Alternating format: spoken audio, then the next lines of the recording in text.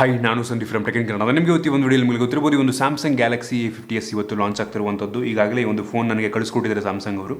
ಈ ಒಂದು ಫೋನ್ ಇದು ಮಿಡ್ ಎಂಡ್ ಫೋನ್ ಆಗಿರುವಂಥದ್ದು. ಸುಮಾರು 23,000ದಿಂದ 25,000 ಈ ಒಂದು ಫೋನ್ ಲಾಂಚ್ ಆಗ್ತಾ ಇದೆ.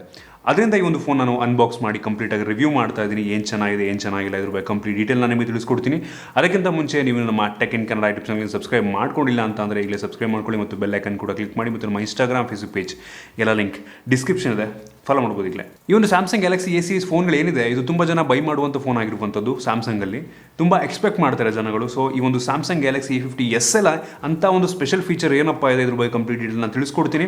ಇದೀಗ ಒಂದು ಬಾಕ್ಸನ್ನು ಓಪನ್ ಮಾಡೋಣ. ನೋಡ್ತಾ ಇದ್ದಾರೆ, ಈ ಒಂದು ಬಾಕ್ಸ್ ನಿಮಗೆ ಈ ರೀತಿ ನೋಡೋಕೆ ಸಿಗ್ತಾ ಇರುವಂಥದ್ದು. ಈ ಒಂದು ಸ್ಟಿಕ್ಕರ್ನ ಓಪನ್ ಮಾಡ್ತೀನಿ. 2 ಸ್ಟಿಕ್ಕರ್ ಹಾಕಿದರೆ ಲೆಫ್ಟು ರೈಟು, ಸಿಂಪಲ್ ಬಾಕ್ಸು. ಇದೀಗ ಓಪನ್ ಮಾಡಿದ್ರೆ ನಿಮಗೆ ಈ ರೀತಿ ನೋಡೋಕೆ ಸಿಗ್ತಾ ಇರುವಂಥದ್ದು. ನೋಡ್ತಾ ಇದ್ದೀರಾ, ಡೈರೆಕ್ಟಾಗಿ ನಿಮಗೆ ಒಂದು ಫೋನ್ ನೋಡೋಕೆ ಸಿಗುತ್ತೆ. ಇದನ್ನು ಬಿಟ್ಟರೆ ಈ ಕಡೆ ಒಂದು ಸಣ್ಣ ಬಾಕ್ಸ್ ಇರುವಂಥದ್ದು. ಇದರೊಳಗೆ ನಿಮಗೆ ಬ್ಯಾಕ್ ಕವರ್ ನೀಡಿದ್ದಾರೆ ಮತ್ತು ಕ್ವಿಕ್ ಸ್ಟಾರ್ಟ್ ಗೈಡ್ ಇರುವಂಥದ್ದು. ಇಲ್ಲಿ ಗಮನಿಸ್ತಾ ಇದ್ದೀರಾ, ಕ್ವಿಕ್ ಸ್ಟಾರ್ಟು ಮತ್ತು ವಾರಂಟಿ ಕಾರ್ಡ್ ನಿಮಗೆ ಇರೋ ಸಿಗ್ತಾ ಇರುವಂಥದ್ದು.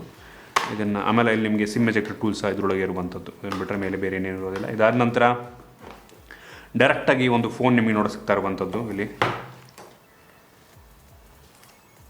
ವೆಯ್ಟ್ ತುಂಬ ಕಡಿಮೆ ಇದೆ ಅನ್ನಿಸ್ತಾ ಇದೆ ನನಗೆ. ಓಕೆ, ಒಂದು ಫೋನ್ನ ಪಕ್ಕಕ್ಕೆ ಇಡ್ತೀನಿ ನಾನೀಗ.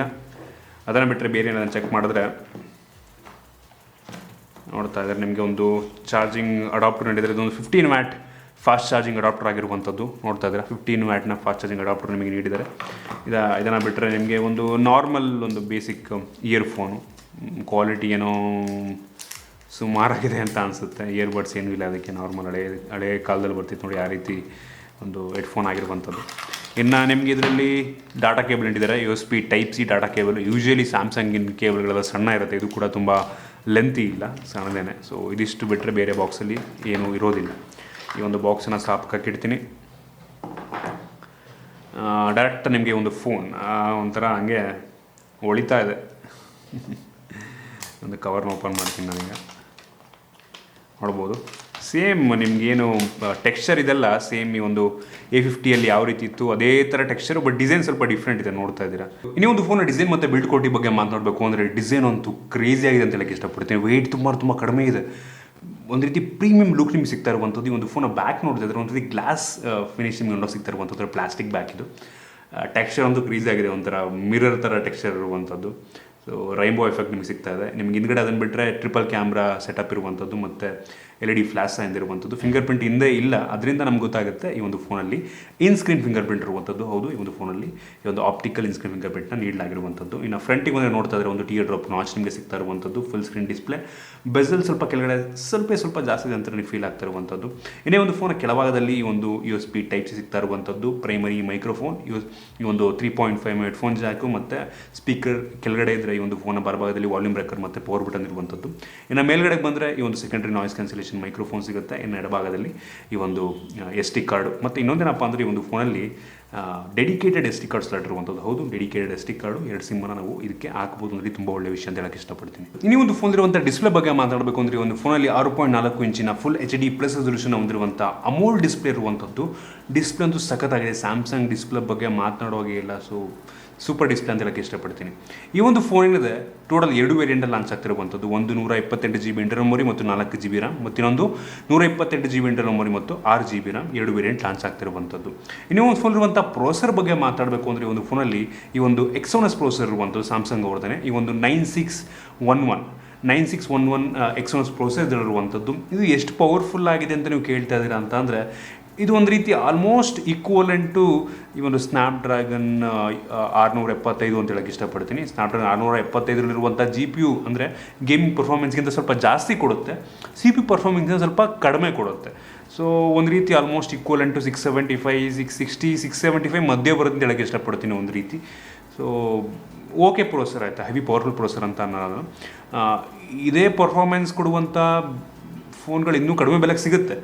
ಬಟ್ ಈ ಒಂದು ನಾನೇ ಅಷ್ಟೊಂದು ಸ್ಯಾಟಿಸ್ಫೈ ಆಗಿಲ್ಲ ಈ ಒಂದು ಪ್ರೋಸೆಸರ್ ಬಗ್ಗೆ. ಬಟ್ ಸ್ಟಿಲ್ ಸ್ಯಾಮ್ಸಂಗ್ ಅಲ್ವಾ, ಸೊ ಏನು ಮಾಡೋದಕ್ಕಾಗಲ್ಲ. ಅವ್ರು ಹಂಗೇನೆ ಪ್ರತಿ ಸಲ ಅವರು ಪ್ರೋಸೆಸರ್ಗಿಂತ ಡಿಸೈನು, ಡಿಸ್ಪ್ಲೇ ಈ ಕ್ಯಾಮ್ರಾ ಕ್ವಾಲಿಟಿ ಇದು ಮೇಲೆಲ್ಲ ತುಂಬ ಕಾನ್ಸಂಟ್ರೇಟ್ ಮಾಡ್ತಾರೆ, ಡಿಸ್ಪ್ಲೇ ಮೇಲೆ ಈ ಥರ ಎಲ್ಲ. ಸೊ ಪ್ರೋಸರ್ ಓಕೆ ಪ್ರೋಸರ್ ಆಯಿತಾ, ಹೆವಿ ಪವರ್ಫುಲ್ ಪ್ರೋಸರ್ ಅಲ್ಲ, ಒಂದು ಮಿಡ್ ಆ್ಯಂಡ್ ಪ್ರೋಸರು, ಸುಮಾರಾಗಿದೆ ಪ್ರೋಸರ್. ಇನ್ನೂ ಒಂದು ಫೋನ್ದಿರುವಂಥ ಕ್ಯಾಮ್ರಾ ಬಗ್ಗೆ ಮಾತಾಡಬೇಕು ಅಂದರೆ, ಒಂದು ಫೋನಲ್ಲಿ ರೇರಲ್ಲಿ ಟ್ರಿಪಲ್ ಕ್ಯಾಮ್ರಾ ಇರುವಂಥದ್ದು. ಹೌದು, ಹಿಂದ್ಗಡೆ 3 ಕ್ಯಾಮ್ರಾ ಇದೆ. ಅದರಲ್ಲಿ ಮೈನ್ ಸೆನ್ಸರ್ ಬಂದ್ಬಿಟ್ಟು 48 ಮೆಗಾಪಿಕ್ಸೆಲ್ನ ಒಂದು ಮೈನ್ ಸೆನ್ಸರ್ ಇದೆ. ಇದು 2.0 ಅಪರ್ಚರು. ಸೊ ಲೋ ಲೈಟಲ್ಲಿ ಒಂದು ಡೀಸೆಂಟ್ ಫೋಟೋವನ್ನು ಇದು ಪ್ರೊಡ್ಯೂಸ್ ಮಾಡುತ್ತೆ. ಫೋಟೋ ಕ್ವಾಲಿಟಿ ನನಗೇನೋ ಚೆನ್ನಾಗಿದೆ ಅಂತ ಅನ್ನಿಸ್ತು. ಆ ಒಂದು ಫೋಟೋ ಸ್ಯಾಂಪಲ್ಸ್ನ ನನಗೆ ಡಿಸ್ಕ್ರಿಪ್ಷನ್ ಮತ್ತು ಕಾಮೆಂಟಲ್ಲಿ ಕೊಡ್ತೀನಿ. ಇನ್ನು ಎರಡನೇ ಸೆನ್ಸರ್ ಬಂದ್ಬಿಟ್ಟು 8 ಮೆಗಾಪಿಕ್ಸೆಲ್ನ ಒಂದು ವೈಡ್ ಆ್ಯಂಗಲ್ ಲೆನ್ಸ್ ಇರುವಂಥದ್ದು, ತುಂಬ ಅಲ್ಟ್ರಾ ವೈಡ್ ಆ್ಯಂಗಲ್ ಇದು. ಸೊ ತುಂಬ ವೈಡ್ ಶಾರ್ಟ್ಸನ್ನು ನೀವು ಈ ಒಂದು ಸೆನ್ಸರಲ್ಲಿ ತೆಗಿಬೋದು. ಸೊ ಇದು ಕೂಡ ಚೆನ್ನಾಗಿದೆ. ಇನ್ನು ಮೂರನೇದು 5 ಮೆಗಾಪಿಕ್ಸೆಲ್ನ ಒಂದು ಡೆಪ್ ಸೆನ್ಸರ್. ಇದು ಬ್ಯಾಕ್ಗ್ರೌಂಡ್ನ ಬ್ಲರ್ ಮಾಡೋದಕ್ಕೆ ಯೂಸ್ ಮಾಡ್ತಾರೆ.